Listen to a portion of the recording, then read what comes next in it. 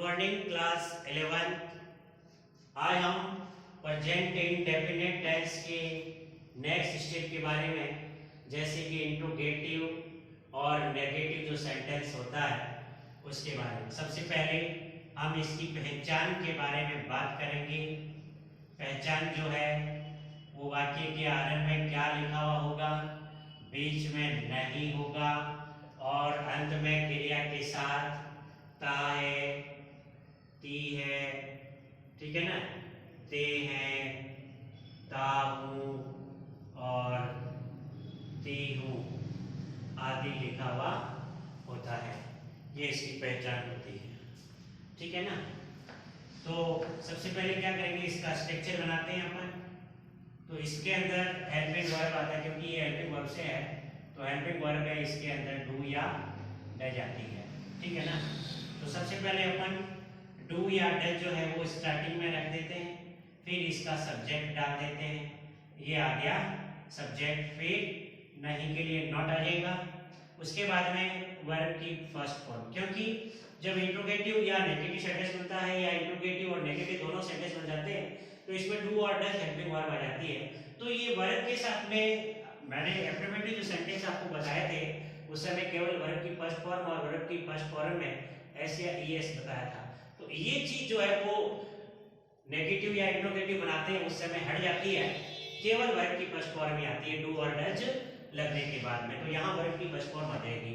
तो उसके बाद में इसका आएगा ऑब्जेक्ट। ऑब्जेक्ट के बाद में अदर ऑब्जेक्ट, यदि और कोई ऑब्जेक्ट होता है, क्योंकि जैसे ऑब्जेक्ट एक डायरेक्ट ऑब्जेक्ट होता है, एक इनडायरेक्ट ऑब्जेक्ट होता है, उसके बारे में। तो ऑब्जेक्ट प्लस अदर ऑब्जेक्ट, और उसके बाद में यदि कोई टाइम आ जाता है या अन्य कोई फैक्टर आ जाता है वो चीज आती है, और उसके बाद क्वेश्चन मार्क लगता है, क्योंकि ये साथ में इंट्रोगेटिव भी है तो इंट्रोगेटिव में क्वेश्चन मार्क कंपल्सरी हो जाता है, ठीक है ना।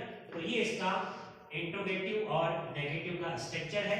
अब इसमें हम इसके सेंटेंस जो है वो हिंदी टू इंग्लिश में किस प्रकार से ट्रांसलेट होते हैं उसके बारे में बात कर रहे हैं। जैसे पहला क्वेश्चन मैंने रखा, क्या तारे रात को आकाश में नहीं टिमटिमाते हैं? टिमटिमाते हैं, लेकिन मैंने क्वेश्चन दिया है क्या तारे रात को आकाश में नहीं टिमटिमाते हैं।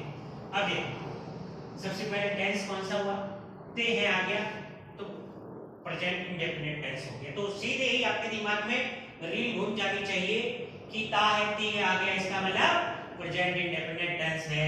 तो ये इंट्रोगेटिव है या है इंट्रोगेटिव नेगेटिव है, तो डू डज हेल्पिंग वर्ब आएगी। अब इसका सब्जेक्ट कौन है, तारे, प्लूरल सब्जेक्ट है तो सीधे डू हेल्पिंग वर्ब लगा दीजिए। अब तारे को क्या बोलते हैं, स्टार्स, तो डू दी स्टार्स, समझ गए। उसके बाद में नहीं आया तो सब्जेक्ट के बाद में नॉट लगा दीजिए, तो डू दी स्टार्स नॉट। अब वर्ब क्या है, टिमटिमाना। टिमटिमाने को क्या बोलते हो, ट्विंकल। आपने पॉइंट पढ़ी होगी छोटी क्लास के अंदर, ट्विंकल ट्विंकल लिटिल स्टार पढ़ा होगा, तो उसमें ये टिमटिमाना होता है। तो डू दी स्टार्स नॉट, अब हम लिख देते हैं ट्विंकल। क्या तारे नहीं चमकते हैं, कहां, आकाश में, तो ये आ गया इन द स्काई, कब, रात को, एट नाइट, और फिर डाल दीजिए क्वेश्चन मार्क। एक क्वेश्चन मार्क कर लेते हैं इसका, क्या राधा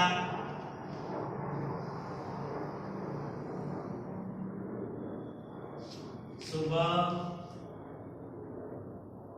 जल्दी नहीं उठती है, क्वेश्चन मार्क। उठती है, डू या does, subject Radha singular, does आ जाएगा, डज राधा, नहीं के लिए नॉट आ जाएगा।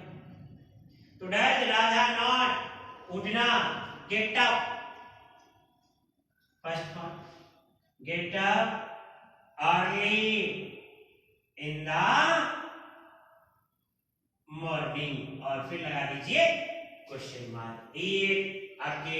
इंट्रोगेटिव एंड नेगेटिव बन गए प्रेजेंट इंडेफिनिट टेंस के। इसको नोट डाउन कर लीजिए।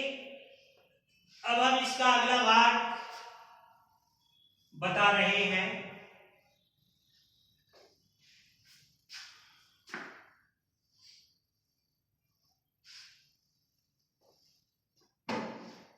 WH word sentence, WH word sentence. WH word कौन सी? जैसे what, why, when, where, which, how, how many या how much, how long, how far या how old, जो भी है एक्सेट्रा बहुत सारे वर्ड्स आ जाते हैं WH वर्ड के अंदर। तो अब इसकी पहचान क्या होगी?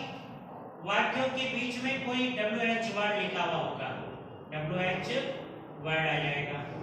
उसके बाद में ता है, ती है, वगैरह वगैरह जो है वो आ जाता है, और फिर क्या आ जाएगा? क्वेश्चन मार्क आ जाएगा। इसका स्ट्रक्चर क्या बनेगा? सबसे पहले WH वर्ड लगाना है अपने को,